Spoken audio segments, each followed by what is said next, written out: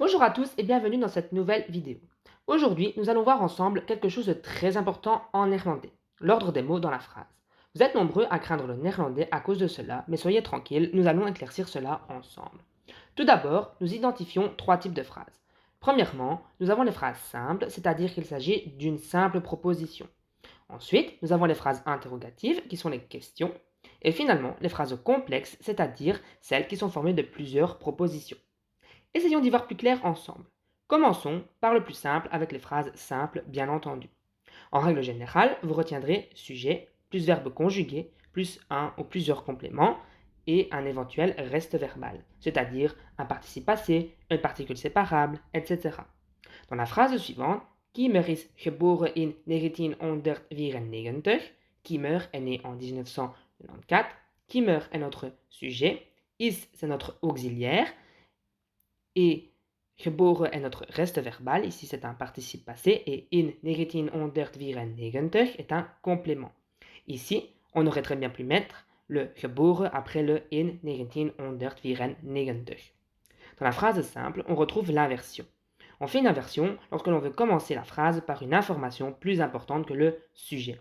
Retenez l'ordre suivant. Un complément, plus un verbe conjugué, plus un sujet, plus un ou plusieurs autres compléments, et finalement notre reste verbal. Vous l'avez remarqué, on inverse le sujet et le verbe de position. Le reste ne change pas. Op zijn 12e werd hij kampioen van België. À 12 ans, il devenait champion de Belgique. En français, vous mettez une virgule lorsque la phrase ne commence pas par le sujet. En néerlandais, vous ne mettez pas cette virgule. Continuons maintenant avec la phrase interrogative. On retrouve deux catégories de phrases interrogatives. Celle qui commence par un verbe comme dans l'exemple suivant. Heeft hij een hond? A-t-il un chien? Ou alors on retrouve également les questions qui commencent par un mot interrogatif comme dans l'exemple Wie is de Nederlandse koning? Qui est le roi néerlandais? Vous l'avez remarqué, dans la phrase interrogative, le sujet va toujours venir se placer après le verbe conjugué. Voici une liste de quelques mots interrogatifs. Qui se traduira par oui. Comment se traduira par who. Quel âge par hoe oud. Qu'est-ce que par what. Combien de sera traduit par hoeveel. Où par waar. Pourquoi par waarom. Quand par wanneer. Et à quelle heure par hoe laat. Et maintenant, certainement ce qui vous effraie le plus, la phrase complexe. Rassurez-vous, elles ne sont pas si complexes qu'elles ne paraissent. Aujourd'hui, je vous invite à retenir deux types de P2. Les P2 coordonnées, introduites par une conjonction de coordination. Rappelez-vous, mais où est donc ornicar. Et la P2 subordonnée, introduite, tout comme son nom l'indique, par une conjonction de subordination. Parce que, bien que dans cette vidéo, je vous parlerai des P2 relatifs. Mais commencez par retenir les P2 coordonnées et subordonnées. Les P2 coordonnées, c'est très simple. Retenez les quatre conjonctions de coordination suivantes.